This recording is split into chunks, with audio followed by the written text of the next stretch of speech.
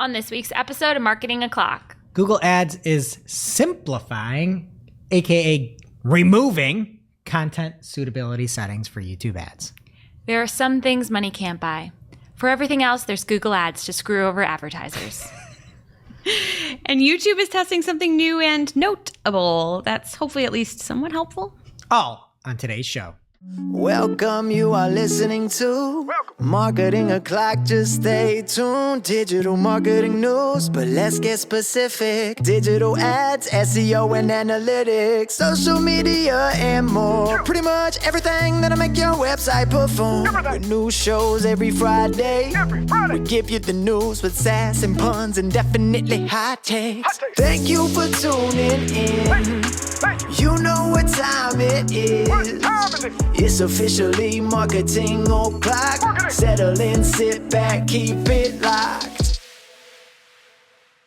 Hey there, I'm Christine Zernho. AKA Shop. I'm Jess Budd. And I'm Greg Finn. And it is officially Marketing O'Clock. Here on June 21st, 2024. All right, and it's a hot one here. Yeah. And do we have any hot news this week, Shop? We do. Me and Jess have our hot fountain sodas to give it to you. Nice So and cool. it's been like 90 to 95, I'd say. It was 95 for a baseball game that we had, and like the kids had like little coolers on their neck. Smart. And they said the most disgusting thing to me ever.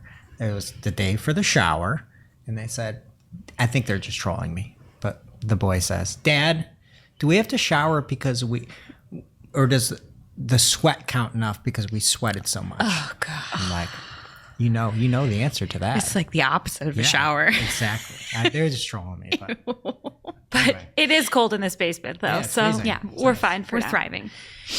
So, getting into the news this week from the desk of Manaha Mani, this is an email that a lot of folks got this week, and it reads, Hello, advertiser. This is from Google Ads. We are reaching out to provide you with an important update on your account or accounts. The billing options for your Google Ads accounts are changing. Your accounts have specific payment options and will only be allowed to use bank-based payment methods, which does not include credit or debit cards.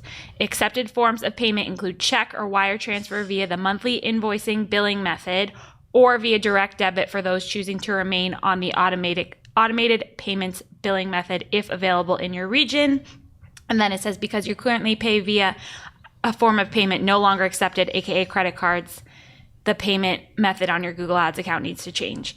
This is apparently going into effect on July 31st of this year for people who are notified. And if you do not comply, your ads account will be subject to suspension. Unbelievable. Wild statement. Next steps, they also say that they recommend, they alluded to this earlier, but to transition to monthly invoicing instead of the automated payment option with this change. And Ginny, obviously a lot of people were upset about this, which we'll get to in a second. Ginny replied on X from her @adsliaison account and said that we notified a small segment of advertisers that the billing options available for their ads account are changing. This means that some customers will move to bank payments via monthly invoicing or direct debit from a bank account. To make this transition as easily as possible, they launched new tools, blah, blah, blah, blah. Also, Gil Gildner tweeted asking if there was a threshold, because it seemed like people who were spending a lot of money, right? Don't use credit cards. Yeah, but it said those were the people that weren't allowed to use credit cards anymore. Right. So it looked like they went after high spending accounts to start, or like medium. I would say a lot of like super high spending folks don't use credit card. You use monthly invoicing, but it's really, I'd say credit cards are in that medium to definitely small business range. So she said there's no threshold. There is a threshold, I would say. She said there wasn't one. I know that's what she said, but There must be. there has to be a threshold. Yeah. It didn't go out to everybody, so there are thresholds, and it does seem like they're higher spending accounts. Yeah. And so the biggest reason that people are upset is because of some of those small, medium-sized business. The points. I would be so upset. I'm such a points girly. I spent like all last week researching how to get the Southwest Companion Pass. Like, people are really going to lose out on points. But on the merchant side of things, they don't want to pay for that. They don't want to pay for the fees, but why can't they do what my daycare does? They like pass the fee on to us. If we want to pay via credit card, we can pay the fee. You don't want to do that. I don't do it, but Right, they have you the don't wanna do Google that. Ads could give the option. I don't know. But they want to receive mail. They really want. No, They would rather it's take a not check. Mail. It's ACH. It's wire. It's. There's no mail. It says I mean, you could do a could paper do a check. That's crazy that they would suggest that, though. I don't think many people would do it. They just want to make more money. It's an easy 2 to 3% revenue boost by saying don't use credit cards because you don't have the transaction fees. But typically, an ad platform is looking to get as much business as possible. And to get as much business as possible, you be as welcoming and idealistic for somebody to spend money to. Yeah. And credit cards are easy to spend with. well, according to this, the ACH is more reliable spends and you have greater control over the spends, which is a wild thing to think. I mean, I guess if your credit card could get denied or declined, but your ACH payment could also not go through. Yeah. Or a wire could get messed up. I think this is a huge deal, and it's a giant FU in my mind to medium and small size businesses, right? And that's where you see all this like Google Small Biz X account that's out there chirping away. But then you look at this and it's like, this is a major deal for small businesses. You have to spend this money. You can get some kickback and hopefully spend more money or save it elsewhere. And instead of doing that, they're just saying, we only care about our profit. And I think it makes sense at a certain threshold, but the whole thing of like not having threshold isn't, that's what they're saying. Yeah. I think a lot of small and medium-sized business, Google Ads is not made for small business anymore. It's also probably easier to set up for a small business to just use a credit card. They don't 100%. care. 100%. And so maybe there'll be a threshold of like X or below you can use credit cards. They're never going to tell us what that is because then you'll try to stay under that. This is just it's what you can do when you have the luxury of being a monopoly. Yeah. So what you can do. That when you have YouTube and you have Google and you have display and the display network and everything, what other options do people have? I like the way that they're like, given the flexibility it provides. It's like, if you're talking about flexibility in providing, no, keeping money in people's pockets is the way to give them flexibility. That's the ultimate flexibility that people want. They want to be able to take a trip to a conference and have a little bit of a kickback from credit cards. So I hate this. Do you have good news, Greg? No, I actually don't. I don't. But I have more Google Ads news. And this comes from Solutions 8. They got an email about suitability setting changes for YouTube campaigns. So the way that you can do exclusions and things now is you can exclude based around a variety of different content labels. So you can have like content that's G, PG, teen, MA, or something that's not yet labeled, and you can pick and choose what you want to do and where you want your ads to show. Maybe you've got an edgier ad and you only want it to show on MA, like mature stuff, right? All of those will become unavailable on YouTube starting in September 2024. So you might say, I have an ad that is about ED, and I don't want to show all these little kids this ad about ED. And so I'm going to block or exclude the G-rated stuff. No longer. They're all seeing that now. I don't want to have to explain things to my son. So that's, But there's 2 kids. there's obviously like use cases for this stuff. And that if you are using that will be going away in September. But guess what? It's still going to be available for ads on the display network. Why wouldn't you just keep? We say this all the time. It's already there. Why wouldn't you just keep it? Well, if you cannot exclude content made by different, rating levels, now your ads will show across more. And what does that mean? That means more revenue. What is every single story that we talk about? How does Google get more revenue, even at the behest of advertisers, if that's the right word? I don't know words that well. Another big thing is if you want to not be shown, have your ad be shown on embedded YouTube videos, live streaming, or content suitable for families, that will no longer be supported at the campaign level. You now can do that, but it is at the account level. So what does this mean? The biggest thing here is the content suitable for families. That is one of the most deceptive boxes that you can leave unchecked or checked. That is stuff made for kids. Right. And so if you show for content suitable for families, you're showing on kids streams. And so that won't be at the campaign level. Hopefully people find it at the account level. I'm guessing it's going to be buried somewhere like it is currently.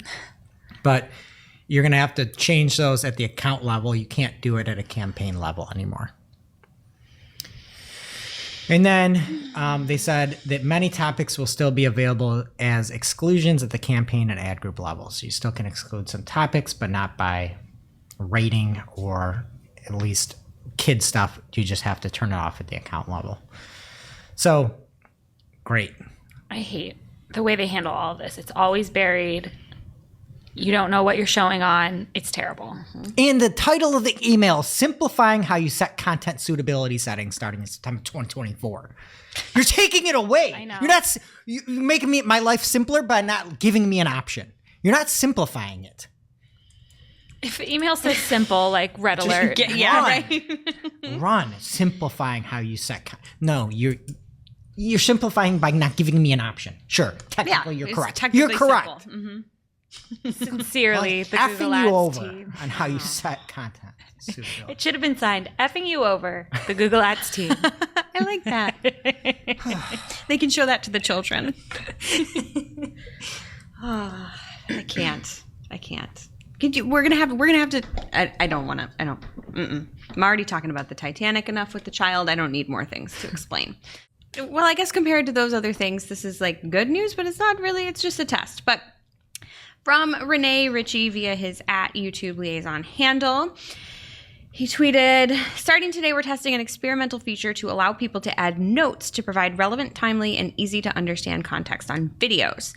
For example, it could include notes that clarify when a song is meant to be a parody, point out when a new version of a product being reviewed is available, or let viewers know when older footage is mistakenly portrayed as a current event. So it's basically community notes for YouTube. The test will be available on mobile in the US in English initially, and they specifically noted that they expect mistakes. So they're really confident in their product, and they want user feedback. During this pilot, notes will be rated by third-party evaluators who will be asked if a note is helpful, somewhat helpful, or unhelpful, and why. And if the video or if the note is found to be broadly helpful, then that's when it will display publicly to users. So as for who can submit, at least for now, there's a limited number of eligible contributors that are being invited, either via email or Creator Studio. So not everyone will be able to contribute at this point, but I hope in the future that changes because everyone should have a voice. So it's almost like they've got a signal for when people like a video, but they're sort of looking for a way to show if people might not trust or might dislike a video. Yes. I'm having deja vu. Do you have things you want to say about this? They already got rid of the dislike button. If I'm trying to rewire some electrical, I could easily see, hey, this has 2 likes and 2,000 dislikes. How are they going to stop comment attacks if they can't stop dislike attacks? That was why they got rid of dislike in the first place. Remember? That's what made the whole documentary about Neil. For anybody that hasn't listened for a long time, they got rid of the dislike because they couldn't stop dislike attacks. Now they got to figure out how to stop comment attacks. Good luck. Yeah. Unhelpful. And now for this week's Cool Tool. As a reminder, our Cool Tool segment is not an official endorsement or paid mention. We're simply sharing something we found in our travels that may be of use to our listeners. And is really, really cool. Okay, so I'm pretty sure that we've shared Thomas Assel's PPC Chat GPT before. It's the PPC Support and Strategic Advice Chat GPT. It has now reached 10,000 uses. So congrats, friend, on that milestone. It continues to improve and provide strong support for even more advanced PPC tasks. So if you haven't checked it out, now is the time because this week's Cool Tool is an example you can sample. I thought you were going to not do a rhyme this week. Wow. I saw you looking at me. Never thought it for a second. But you know I'm good for it. Bracing myself for it. Good for it. Bad for it. Bad for the listeners. So Thomas shared a video illustrating how you can use his ChatGPT to generate keywords, structure them into ad groups, and then generate headlines to get you started with ad copy. And then it spits it all out into a spreadsheet that you can work in. So it's really handy. He's got a video of the whole process so you can see what kind of prompts to use, things like that. It's pretty heckin' cool. So check it out if you want to accelerate your workflow. Good No for mas. That was kind of good. it. Was it too much? No mas is a boxing. Oh, no reference. mas means No not more. good. Yeah. it's Or like no more. Tomas. Yeah. Trying to one up you. Well, you did. And I'm done. So if you want to check it out, as always, we will have the link in our newsletter as well as on Discord. It's newsletter.and community.marketingoclock.com respectively. So pick your poison and check it out. Now it's time for this week's Take of the Week. This is a #fire digital marketing take with extra spice served up for you. We simply deliver the take for your consumption. We give no opinions. We don't influence. You make the call. This week's Take of the Week comes from PPC Greg, 4 times Greg of the Year winner. And PPC Greg had an image showing how we can see clicks, we can see costs, we can see conversions for our other search terms. And he says, fingers crossed someday Google's AI will be able to solve for the number of impressions, average CPC, and cost per conversion of our other search terms. The things that they leave out specifically. And that's, again, when you go to Google Marketing Live or Google I.O. and they're like AI, AI, AI, AI, AI. And then you can't do the simple math for us and you make us do one extra step. It's like, this is why people despise the way that this platform is going. Just show me what the cost per conversion is. I don't need AI to make images for me. I don't need AI to tell me what my product is about. Yeah. I just want to know some of the numbers on these things. It's math. Can you just do a simple division so I don't have to? Is it that It would hard? be so nice. You're making me add up all of the impressions together. Can you just add those up for me, AI? It's really rude. Even that though, like the cost per conversion or cost CPC, like the numbers to get there are here. It's You all have here. that. Oh, Yeah. The They average just don't do CPC, it. it's all here. That's Just what I'm do saying. 3 math equations for me. That's all I need. Calculators are making a comeback, people. I know. But no, AI. Google's AI. It's all in on AI. Now it's time for this week's Pew pew. lightning round. At this point in the show, we split up our content into 3 parts: paid, organic, and social. First up in the paid universe this week via The Verge, Google is launching a new advertising network called Google TV Network, and it serves targeted ads to Google TV powered streaming boxes and smart TVs. So advertisers will be able to place unskippable in-stream ad spots across more than 125 live channels, many that are fast or free ad-supported streaming TV channels that Google has been, quote, hell-bent on getting users to notice. Yeah, that'll be fun. The quote, the hellbent was a quote from the article. Yes. Okay. I don't know if it was a quote from you. No. She would say heck bent. She's a lady. Next up from PPC Greg, at PPC Greg on X, ever heard of him? He said that he has kind of a conspiracy theory that Google changed the scope of what search terms are considered low volume. He has keywords that starting June 1st, you can see like impressions on here, and then all of a sudden they drop off. So it seems like they may have changed something. And Julie Pacini and a couple of other people replied saying that they saw the exact same thing like right on June 1st. So it seems like something's up. But Ginny said, they're all wrong. She said, to reiterate, there has not been any change to the low search volume threshold in the past few months. And around January, they made an improvement, actually, that reduces the number of keywords that are in that state. Here's another question. Why don't we just get rid of that state? Ooh. So there's low search Simplify volume it. and you're not eligible. Simplify it. Go find more users, Google. Get more search volume, or just leave us the heck alone. My ad should still be eligible if there's low search volume. That's a you problem, Google, not a me problem. Don't point at me. You're Google. Oh, she is You're not. reporting on this. You are Google. It's just a wild thing to be like, hey, we see a clear history of search volume for this. And then all of a sudden, it just falls off the face of the earth. First. Now it's not eligible. It's still probably showing, but it's probably being eaten up by PMAX, like we talked about last week. Maybe it was a search for like homework answers and the kids are off for the summer now. You never know. Very optimistic. Yeah, PDC Greg is big in the homework space. I just couldn't think of anything else. Okay, next up from Anthony Higman at Anthony Higman on X. That was a little delayed there. He spotted a new blue direction icon in the location, extension, or asset text in the SERPs. He says the blue really draws his eye to it. So he has the example, and it has all these site links underneath the ad, and then the bottom one is to the Google Maps listing, and it has the arrow like right for Google Maps, which I do kind of like. This big orange arrow really draws my eye to it. Yeah. I feel like we don't need that if the blue is doing its job. Beautiful. Next up from Thomas Assel on LinkedIn. He shared that there is a new advertising snapshot layout in Google where they encourage you to select an advertising report or publishing report from the dropdown. So you can check that out if you have not yet.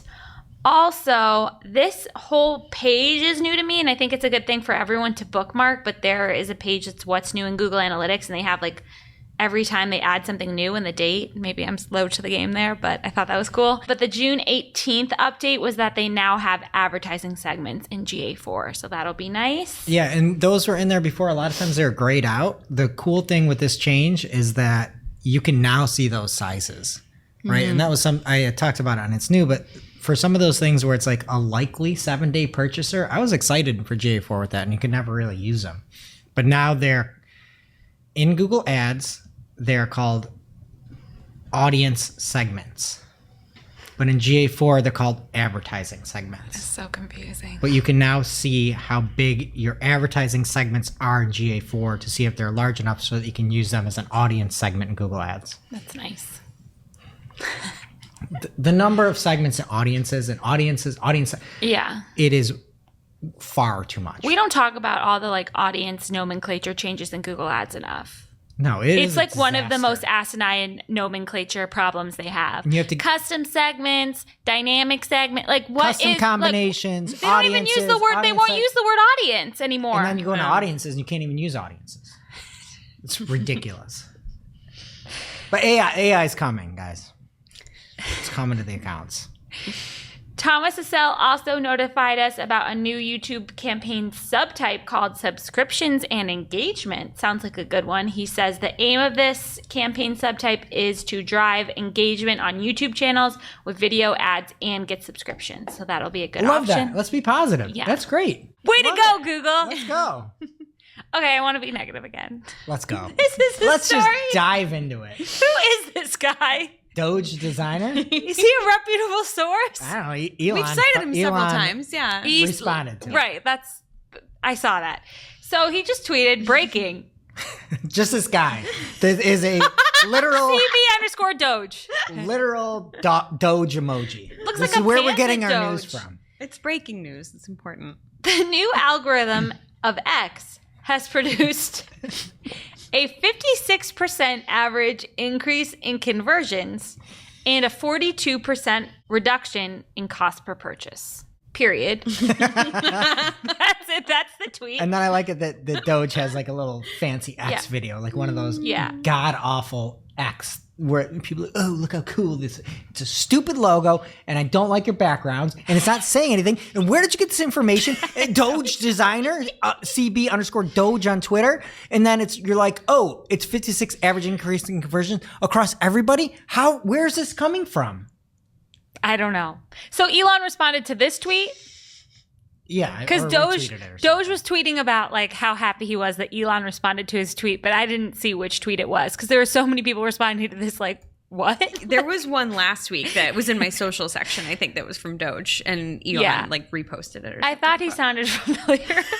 I guess looks Elon's familiar. just a big fan. But I'm just so over this narrative. Like, Elon Musk and everyone at X just think so low of advertisers. The ads on there are so bad. Like, I just don't. They think we are like the scum of the earth. Julie Pacini tweeted this picture of a Skechers ad. Alleviate back and knee pain with our women's orthopedic clogs. designed with air cushion support. And of course, it's like a tacky video, just like they always are. She says, this is an ad post. You literally can't click on the 3 dots and you can't comment. She said, this ad is a scam. WTF, X business. It's always like this. And then I saw an ad, which of course I couldn't find for the notes, but it was an ad for X Premium. And it's like all these bullet points of what you get from X Premium. And it's like, quote, far less ads. Like, who would say something that way? It's like you have terrible advertisers on your team. You do nothing but have bad ads on the platform because you can't make a usable ad platform. And then you expect people to pay for X Premium for no reason because you're not a good business. Is that Greg over there? I'm so sick of the ads I have to see on X. I love it. And then you're like putting it in people's like threads too. Like, Okay. People should make money when there's ads in their. You made some very good points. Can I counter a little bit? No. Okay. What? 2 words. Cheech and Chong's cruise shoes. Do you like the cruise shoes? It's more than 2 words. It's debatable. I'm happy when I see the Cheech and Chong cruise shoes. It's literally like watching infomercials at 4 a.m. Don't you love that though? Just scrolling down. Yeah, but like not as an advertiser. And I get so many like hoax ads too, like fake news. Like, Yes. oh, Oh, hoax. yeah. You got to vote for this, or the world's gonna end. Or type just stuff. weird Well, I hope you AI generated news stories about Taylor Swift. Like, leave her alone. She got a whole magazine dedicated to her romance with that football man. It was on the newsstands. Did something significant happen? Did you enter a newsstand for the first time this year? Every magazine cover. No, I know the cover, but there was like an actual magazine. Like, you know, they have themes like it's Forrest Gump's anniversary. There's like a Taylor Swift, Travis, whatever one. And in organic this week, there is news from Thomas Essel, where Google will be able to automatically add products to your merchant center. This can be passed to the free listings, to ads, all of that. And you can have the automatically add products on or off. And Google is recommending that you keep that on. I am split on this. I think it's nice for very remedial business owners that might not know how to get a feed together, might not know all the structured data, and might have issues.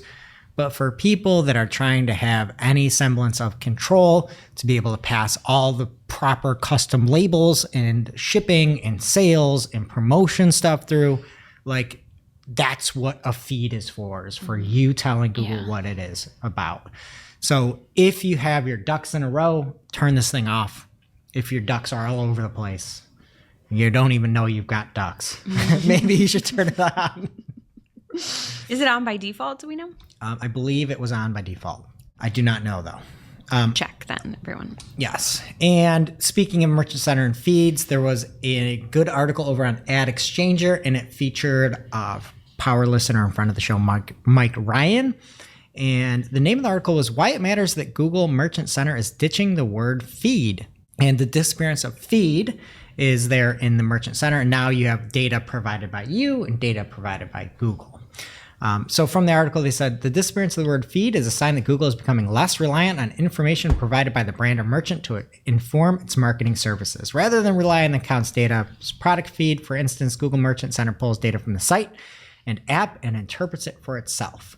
Mike had a good statement in there, and he says, I'm one of those people that think words have value, and I think that it's a striking tonal or strategic shift for Google. And the article goes on to say the new data sources language underscores that brand provided feeds are no longer the defining stream of data, just another option among others.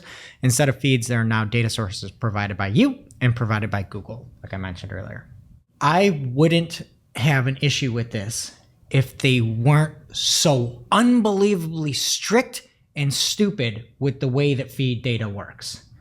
You can have one price, shipping price going to a certain location, and your whole feed will be like up for suspension. If you're going to do this, you need to be more if you could say, hey, provided by Google is never going to get my stuff shut down. I'm always going to be eligible. I'm never going to have anything disapproved. Good. If you open this up and something changes and Google doesn't catch it, or the shipping is off, and you could have your whole Merchant Center and Google Ads ability to show be suspended. We get it all the time. How often do we have issues with feeds? all Every month. the freaking Yeah. time because they're so sensitive, and shipping might be $1 more to a certain zip code in California than what was calibrated. It is a disaster. That's my worry, is that you're gonna be like, okay, I'm gonna let Google do it, and then Google's gonna shut itself down like it does all the time. It's like, here's my asset that I made for you with AI. Guess what? It's disapproved. See it all the time. So this could be helpful, obviously, for those less or more remedial type advertisers, but could be a nightmare if you lose control of that. Anyway, worth a read. Another thing worth a read is Morty Oberstein of It's New and Wix, and the SEO Rant, and the Edge of the Web podcast. I mean, everything. Just Morty. It's just from everywhere. He has some examples of Reddit maybe dropping a little bit in the SERPs. And when I say a little bit, I mean like a real little bit. But according to some of the data that he pulled from SEMrush, aka SEMrush, the June data of sources from Reddit are down from 49.13% in April down to 48.56% in June. So maybe a little bit off the gas, at least not accelerating with more Reddit.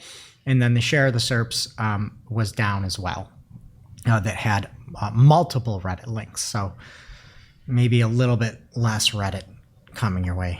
God knows we need it. It's there in the forums. It's in the forums. Go to the forums if you want. From Barry Schwartz over at Search Engine Roundtable, Google came out with an FAQ about AI overviews. I saw a comment on one of our videos out there because one question in the FAQs that was pretty high up is, why can't I disable AI overviews? That's just funny that's a frequently asked question about your newest product. Like, frequently asked questions. This isn't like maybe not asked a ton of questions. Maybe you should take that as a sign. Let people disable it. And so the answer was a complete non-answer. Oh, I love it. The answer was from Google. Before rolling out AI overviews in search, we tested the experience extensively through Search Labs to help us understand where generative AI can be most helpful. Like all the search features we build, our goal is to help people find the information they're looking for quickly and reliably. You might also find the web filter useful if you'd like to focus on text-based links without features like AI overviews. Learn more about AI overviews. Ma'am, this is a Wendy's. I'm asking why I can't disable AI overviews. I'm not asking about your stupid thoughts. We don't even have stats on this. These are just your thoughts. Yeah. We tested it extensively and think it's helpful, but we have no data about it. We can't find data like we talked about last week. The head of Google Search doesn't have the data as to what's going on with AI overviews. But no, that's their answers of why you can't disable it. That is the stupidest thing of this week. They put a lot of work into that response also. They could have just been like, because I said so. Yeah. Or just leave that question off. Honestly. Also that, yeah. That's a question everybody has. Nobody wants to drink urine when you have kidney stones. And it's also probably like the only way to rank for AI overviews is people asking how to turn them off. All right. Something that is not a laughable matter is Jason Kint on X, a great follow for all the Monopoly stuff. Had a great thread about some of the second party biddings or second bidding and how some of the undisclosed documents that came to light as to Google saw this as a big threat. Talked about having some more knobs to turn. And in the DOJ documents, Google had said the first part is to figure out a bidding function that can maximize the surplus. And we've seen that before. The documentation goes on to say, given this function, it provides a knob that can be tuned to hit margin via exploration experiments or simulations. And then goes on to say that we see 30% minus 30% AdWords and minus 10% DBM revenue. A highly efficient bidder was critical to recover from this handicap. The launch version of the Smart Bidder not only recovered this loss, but added in impressions and revenue. So you could see them scramble on the difference between 2P auctions and 1P auctions. And then Jason goes on to pull out another highly confidential document. And in this, Google's complaint was that they can't manipulate the auction. Or Google's saying that they aren't making ads higher in this.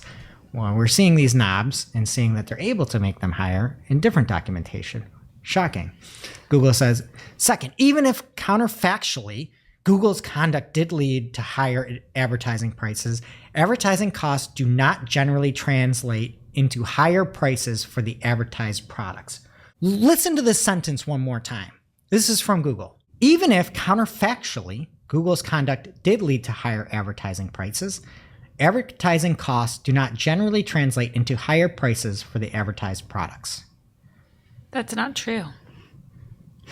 How are higher advertising prices not translating into higher prices? That's you're contradicting the entire sentence. Wow. So this is what we're up against as a society at this point. Just wild. And despicable, but hey, we're keeping it positive today. Nothing but positivity on this show. All right, and from Glenn Gabe from the latest Search Off or On the Record podcast, one of the two. Sometimes problems in the SERPs are due to multiple experiments running that don't work well with each other. When Google sees that, it might need to roll back those experiments or ramp them down. So sometimes when there's problems, it's because the experiments are fighting. So how about like figure out how to not do that? I just, right? Hey, you're hired. Hey, I'm Google. You're hired. Do you see all of these things in your mind? Like you say experiments are fighting. I'm picturing like Rock'em Sock'em Robots. When they say knobs, I'm picturing just a room full of actual knobs. Like I just want to live in that world because it's getting me through. Mm-hmm. I do picture the knobs, right? Not Rock'em Sock'em. Well, now you will. I just picture everybody at the entire Googleplex. Just the knob is already all the way up, and they're just trying to get another quarter inch. Everybody's just got a rope. Everybody's hanging on the knob. Trying to get it to 11. Yeah, trying to get another eighth of an inch out of that knob. That knob's gonna break off someday. They're using ropes to turn knob party. Oh, if you're watching us, someone's having a knob party in my stomach and it's hitting the desk, and that's why I'm making weird faces. But I'm okay. I'm gonna call all those people on the ads team at Google the Knob Squad. The Knob Squad. I like that. Do you think they hobnob every morning? Like, hey, buddy.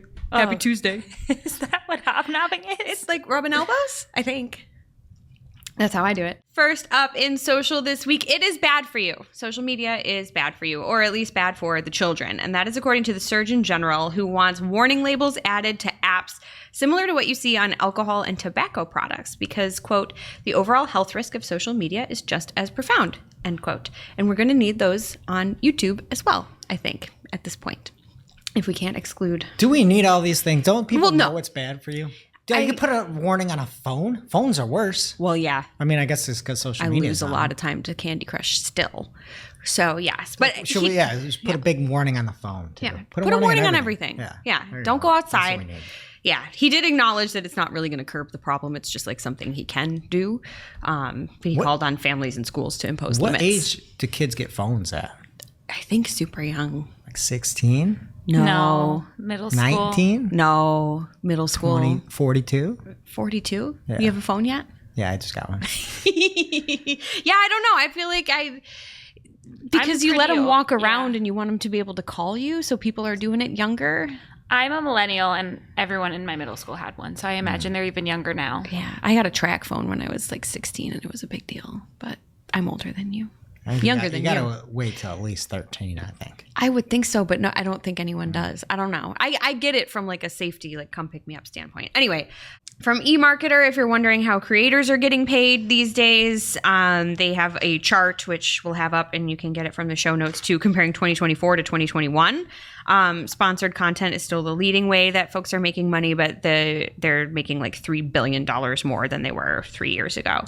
Platform payouts are next in line, affiliate marketing, and then it goes down to like merchandise all the way down to tipping and gifting. So that's the thing that these platforms need to figure out. Like I'm not sure what this looks like if you broke it down by X, but when those initial payments came out, it's like this actually makes sense because you go to YouTube, you go anywhere, they're making more than twice the amount of money by having a sponsor on the show.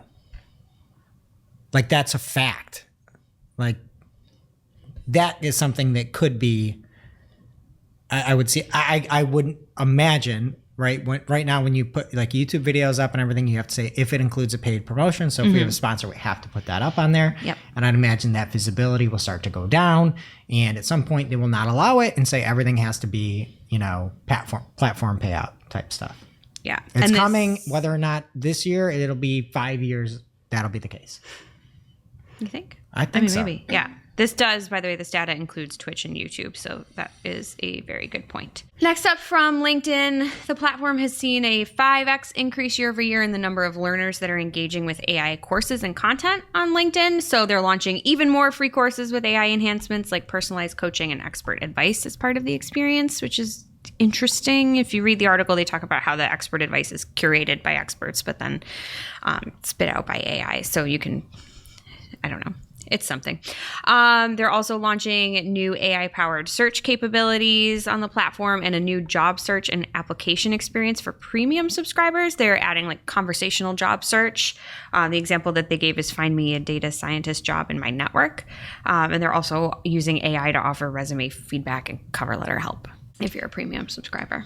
So AI aside, a couple other things coming, or one other big thing, I guess. LinkedIn is officially rolling out its new premium company pages offering. Features include custom CTA buttons. We kind of teased this in weeks past.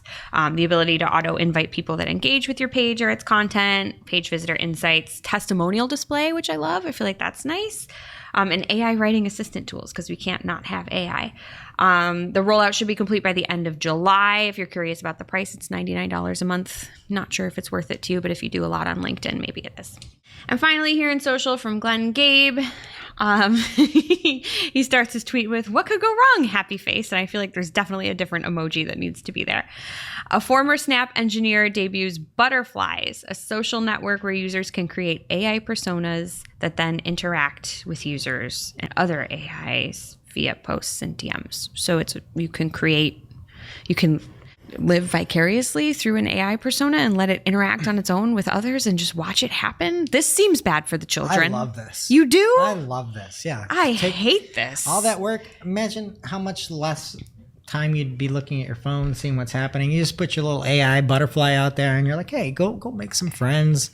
It's and then so sad. It says it has backstories, I hate opinions, emotions. Good. Do all that stuff for me. No. Yeah, go butterfly. No one is going to know how to speak to each other in person. And also, that is so depressing. It's like, what if you like soap operas, you like them because it's not your life. This would become... Yeah, but this is like a step towards the next base level of life. I hate it. They're ruining butterflies for me. Butterflies are beautiful creatures. Sounds like an episode of Black Mirror. For me, I am a marketer and I always want to, do a true A/B test and do a Google Ads experiment. And it's just like they sound so great and then they never are. You're splitting your budget in half. You can't really do them for shopping except for sometimes if you're doing T-ROAS and they invite you to in the settings, which I learned about today. Yep. Like it's just stupid. And I just always test things by like making it a 100% change and seeing what happens over the next 2 weeks. So no, gotta use experiments. I don't like them. What about you, Jess? It has been a beat since I've tried to add more than one negative keyword anywhere, but I had to do it in Microsoft, and the process sucks, whether you're online or in Editor. It used to be easier in Editor. It's like flagging errors, not telling you where. If you do it in Editor, there's like 2 places you have to go. Why is it so hard? I know that this is not news to anyone, but it just was like newly frustrating to me this week, and I'm annoyed by it. They just hate you. They do. I hate them too. Greg? And for me, Google Ads has been logging me out nonstop. I can just get logged out now. I've logged in 3 different times today. And it's like anytime you're trying to make an important change, it's like, oh, you're logged out again. I just logged in 10 minutes ago. You're now telling me to log in again. And it's like, it's driving me crazy. Use your AI to figure out that it's still me. Look at the session somehow. Do something that's helpful for your advertiser instead of logging me out multiple times in a 2-hour period. Like I got logged out 3 times. It's too much. And it's only noon. Yeah, it's only noon. So 3 times is a lot. I've been logged out 3 times. It's 3 times today. I've been logged out. I've logged in Google 5,000 times today. Oh, yeah. Now it's time for this week's ICYMI. ICYMI, people. This is something you just might not have seen. Maybe something that you overlooked, but you shouldn't have. ICYMI people, more horror stories of keyword matching in Google Ads from Anthony Higman. This week, he shared a picture of 2 new negative keywords that he's trying to add to his campaigns. One is for a Luca accident motor, which matched to motorcycle wreck lawyer, phrase match. The second was brown Coro, which matched to motorcycle injury lawyer, phrase match. Phrase match. Yeah. I looked up the first one. It was like a case. And people are going to be like, oh, it's not new. Yeah, it's not new, but this is ICYMI. Right. And Yeah. the fact that you're putting in a term called exact match for motorcycle work lawyers, and you're then changing it to the Luca accident motor, that is the farthest thing from exact possible. And to say that a motorcycle injury lawyer equals brown Coro in a phrase, which is the name of the match type, is criminal. It's stupid. They needed a lawyer. I always make this joke with Anthony's stories. He said, getting very frustrated with seeing that these garbage one impression search queries are showing when over 60% of search terms are under the all conversion and they're hidden. So the other search terms. And then just for giggles, he included the Google Ads help documentations where it says those other search terms. It says these thresholds ensure that user anonymity by only reporting on terms that have seen sufficient search volume across all of Google searches. So maybe not your own account, but Yeah, 'cause- a lot of people are out there searching brown Coro. Yeah, they're not. I just searched it, so they have one more. I know. Yeah, so not new, but sad. I just feel like somebody needs to revolt over there. Somebody with power needs to revolt over there and be like, hey, I know that we're just shaking every penny out of these cushions and every knob has been turned. I have a novel idea. What if we make our platform good? Maybe more people will come. Maybe we make it real good. Maybe we let them use credit You should cards apply for a to get job. in. Yeah, I did fired so fast. Actually, Anthony might be our white knight too, because when all the drama was going on with the credit card payments, all of a sudden people are like talking about why it's a problem. Anthony just says, everyone make noise. Let's shut this down. He's really fighting. In case you missed it. You said it in all caps. Did he do it in all caps? Yeah. Or- Oh, I love that. Imagine how sad you'd be if you actually worked at Google Ads and you just had to like lie, like, oh, there's no thresholds and this and that. I would never be able to take it. I'd rather do carpentry, plumbing. Go to the dentist all day. I'd rather be at the dentist. Just I were talking about something before and going to a certain event, and I'm like, oh, I'd just rather go to the dentist All all day. day. All day. Just 8 hours of drilling. I don't mind the dentist. No, I like the dentist. Yeah. Now it's time for our must-read marketing article of the week. An article so advanced, so in-depth, so detailed that we simply cannot cover it in its entirety on today's show. This week's must-read marketing article of the week comes from Lily Ray and Sylvia Giotto of AmCiv, and they have a great article called SEO Visibility Shifts from Review Sites to E-commerce and User-Generated Content Sites in 2024. And they break down with a ton of statistics, basically the methodology they use to look at this, disclaimers, a look at the shift from review websites to e-commerce websites, a shift from affiliate and review sites to UGC sites, and what it means for product reviews. So again, anything people can make money on, like review, affiliates, promotional content, YouTube, like I talked about earlier, there are shifts away from that towards different types of content now. So if you're interested in it, it's good. And then again, breaks it down by what it means if you do have a product review website. Thank you to you both over at AmCiv. And now on to our playlist of curated songs to work to. You can head over to playlist.marketingoclock.com to listen to Marketing a Playlist. Greg, what will you be adding this week? I am going to add This Is What a Sad Song Sounds Like by Mike Posner and the Human Experience. I'm going to do Cuff It by Beyonce. Jess? Starburster by Fontaine's DC. I like the pink ones. My song of the year. All right, that does it for today's show. It is now officially not Marketing O'Clock. Thanks for listening. We miss you already. We can't wait to see you next week. Thanks for listening to Marketing O'Clock. If you're looking for more information on today's topics, head over to marketingoclock.com/newsletter to receive every single article we covered. We share the news as it breaks in our Discord community. Head over to community.marketingoclock.com to join. Welcome to this week's Shootin' the Heck. We're after our famous Friday news show. We don't talk about marketing anymore. We just Shoot the heck. Greg, what are we doing today? Well, we are coming up here upon America's maybe most American holiday that we have. Flag Day? No, that's already been passed. 4th of July. So this is going to come out before then. So we're going to give you some good American trivia that you can pull out of your pocket on 4th of July. And we're going to see who is the most American here. Okay. Who has So the most- far, it's Shep color-wise. Yeah. As far as how we're dressed. All right. So I'm going to ask you questions. You're going to answer. And these are all very important American questions.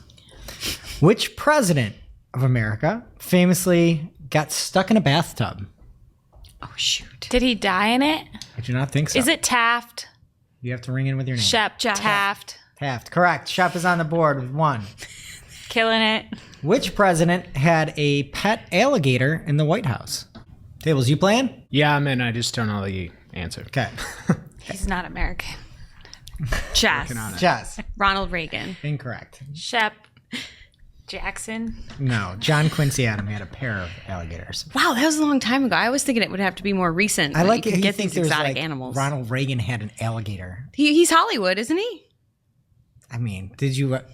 Okay. You Right? probably was probably before you anyway. All right. Next question. Which president had a parrot that could curse loudly? Oh, Jess. Jess. Teddy Roosevelt. Incorrect. Oh. Shep Franklin Roosevelt. Tables, you want to take a stab at it? Yeah, who's the guy who had like 30 don't know. degrees and according to AI? What was his name? Johnson. I'm gonna go with Johnson. Close. Jackson. Oh, I guess for another that's a one. trick I should get question. some points. Yeah, he had Okay. a menagerie. What did Lewis and Clark send back to President Jefferson as a gift from their expedition? Jess. I'm going to go closest wins on this. Jess. Gold. That was going to be my guess. A peach cobbler. Okay. Why would I guess? I were not Lewis in and Clark are Georgia. they're like out there, like in the wilderness. And you're like, you know what we're gonna do? We're gonna build an oven. We're gonna I make think a it's cobbler. something food based. Let's build a flour mill. They had to work so hard. I can't. There's so many holes. Ooh, Table. actually, I think it's No, a dead you're- animal. You're already done. You know, when I was a kid for a while, I thought it was Lewis and Clark. I'm gonna Like say one person. Is that his name? One person. some muskets. All right. Somehow Shep won that. What? Really? Because you included things that were once alive. A prairie dog. Oh. A prairie dog. That's That a is prairie like- dog. And back. that is like, What do you do if you get a prairie? You A dead scream. prairie dog? No, I Yeah. think it's a live prairie dog. oh, they send back a live Yeah. prairie dog? How'd they get it there? I don't even know what a prairie dog looks like. I'm picturing the Sesame Street girl. I mean, I think it's a rodent. Prairie Dawn. What would you do if you got a gift of a rodent? Literally, I'd be gone. They're really cute. They're cute rodents. Okay. Which president was known for his love of eating cheese and once received a 1,400-pound block of it as a gift? Tables. Tables. Trump. No. Yeah. you Shep. see him on the Nixon. Nixon. Okay. What was your joke going to be? I'm gonna just like. Have you ever seen him eating cheese out on the campaign? No, trail? but I heard he doesn't like Diet Coke. He said he's never seen a thin person drinking Diet Coke. And then So you cheers, see- Jess. Cheers, Chef. That was Can we a- reach now? That was an infamous tweet that he put out, and then there's a picture of him drinking Diet Coke. Okay. Jess. No I was comment. going to jokingly say President Lewis and Clark, but I'm going to go Reagan again. Okay, you're all wrong. It was Thomas Jefferson. That's a lot of cheese for back then. How did they keep it? Okay, well, Fresh. Shep, you're the winner. Wait, You're that- the- it's I'm not over? Do you want more surprised. questions? I would like one more. I would like to redeem myself. Okay, what did Benjamin Franklin famously suggest as the national bird instead of the bald eagle? Wasn't he not a president? He was not a president. Oh, Jess. I didn't say he's Jess. presidential. He's a great American. Jess. He's a founding father. A turkey. Correct. Yes. And now we got a tie. I knew I could do it. Oh no, Shep's still winning by one. All right, we'll go one more. Which president had a pet cow named Pauline Wayne? a cow named Pauline Wayne that grazed on the White House lawn. What kind of cow has a last name? Pauline does. It's Wayne. Wayne, comma, Pauline. Named after John Wayne, so it has to Yeah, that was going to be Ronald my Reagan. guess. Was he president during John Wayne's time? I just keep going Hollywood. That's a good guess. You should go with that. What is your guess? Jess. Ronald Reagan. Yeah, there were cows in the White House in the 80s. Well, who's the Well, one just with for the fun. He's not in the White House. She was on the lawn. Jefferson? Jackson? Which one Okay. would just Shep keep It's choosing? your turn. You said Reagan already. Choose that one. Choose the one you've been choosing. The animal one. Jackson. William Howard Taft. Oh, the bathtub guy. Was the cow in the bathtub too? No, it grazed on the lawn. It's not an inside cow. Who is the shortest U.S. president? And I'm going to go with the closest height because you're not going to get this. You don't know that. So Guess a you want me height, to give the shortest height? Yeah. Oh. And the president. If you get the president, you win it all. I'm feeling like, okay, people are taller now than they used to be. Mm-hmm. I'm going to say Thomas Jefferson, but a lot of it is because of he's pretty short in the play, Hamilton. Okay, so closest height. Also, wins. was What he is ever your height? president? What is your height? Yes, Yeah, he he the was. third president. For no, Four, Thomas Jefferson he's a short king. I'm okay. 5'7". He's a short king.